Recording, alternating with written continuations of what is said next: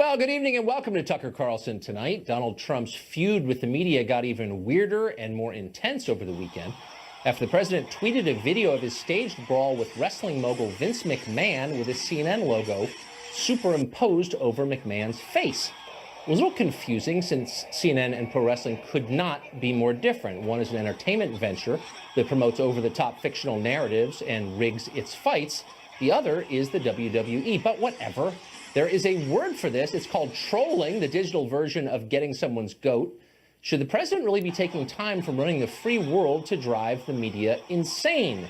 Maybe not. Probably not. But he obviously enjoys it quite a bit. Here's the response he got, all of which you could have predicted ahead of time. He's sending a message that this kind of violence is okay and that the media are an okay target for violence. It is an incitement to violence. He is going to get somebody killed in the media. There's way too many unstable people out in the streets right now at this time of impassioned and heightened passions. There are people out there who will, unhinged, irrational, who take these messages, internalize them, and may act on them.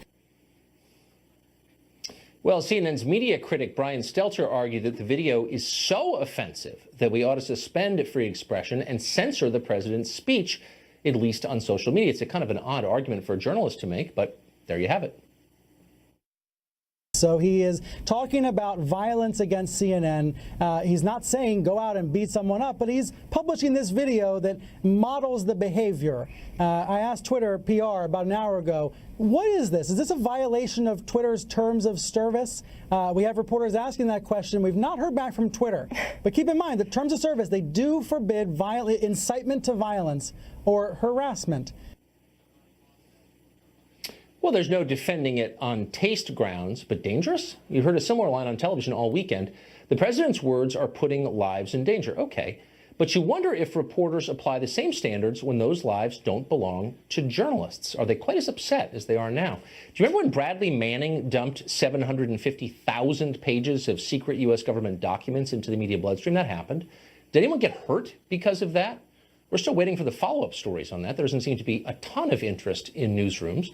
Or how about a month ago when the press published leaks about the Manchester bomber that infuriated intelligence in the UK? Did that hamper British counter-terrorism efforts? We may never know because so few reporters care. It was not about them. So it's not that interesting. Tammy Bruce is a radio show host, and she joins us now. Tammy, thanks a lot for coming on. Thanks for having me. I should preface this by saying the obvious. I'm not in favor of this. Haven't been in favor of it since day one. Probably should shut down the Twitter account, in my view. On the other hand, the response is so disproportionate, but in a very specific way. This is dangerous to us. That is what people safely ensconced in Washington TV studios are telling us. Is it dangerous to them? It's not, only if they're successful in shutting down the president's ability to tweet and to activate in this manner. When you mention about what's dangerous and what the press does, and you gave some really good examples, but also just last month, the New York Times revealed the CIA's covert operating agent in Iran for the CIA and our operations there. They named him, they discussed his role, and even his alleged role in the killing of an Iranian-backed Hezbollah operative as well. So that puts that individual directly in danger, let alone all of the individuals who may have been working with him. So they don't have a problem doing that when there's real direct damage. But in this case, I happen to like the Twitter feed. I think the wrestling tweet was brilliant, and let me tell you why.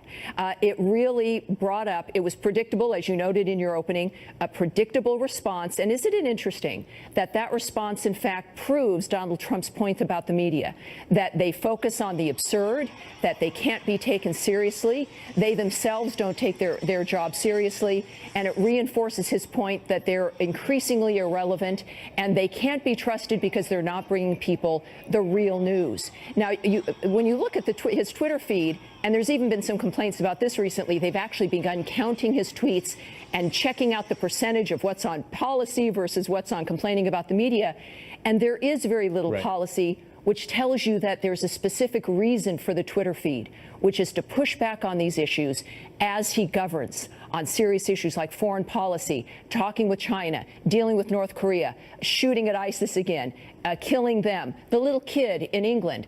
Sometimes Twitter serves a purpose in that regard, but I think it's brilliant. It reinforces his point about the media, and they fall right into the trap because they're caught up in their own loathing. They can't see past themselves. So the point of these tweets is to make reporters' heads explode and allow them to discredit themselves? Well, that's what I'm seeing happen right here. Now, when you think about how much time it takes, whether, again, he's tweeting, he should be working, how long does it take? You have a Twitter account. It's fabulous. I do, too. It takes about a half of a second to push that button. He does that. They then move on, and he continues to do his work, dealing with the G20 that's coming up, the nature of the health care bill, the tax reform.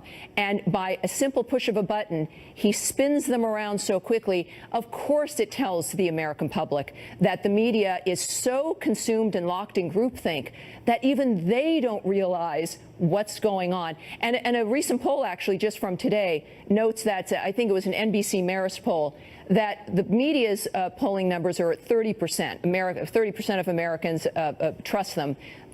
This 37% trust the president. So his rating is higher, and the American people trust him more than the media. And I think that tells you how this fight is going at this point. That is fascinating. I mean, that's a really interesting analysis. I would say, for the record, I treat my social media like a loaded gun. I don't have the self-control for that stuff, so I stay away from it. But it's Tammy, very delineated, and I think it's smart, and people have to look past themselves to see the nature of what's occurring here. I think it's great. Fascinating. The great Tammy Bruce. Thanks a lot. Tucker.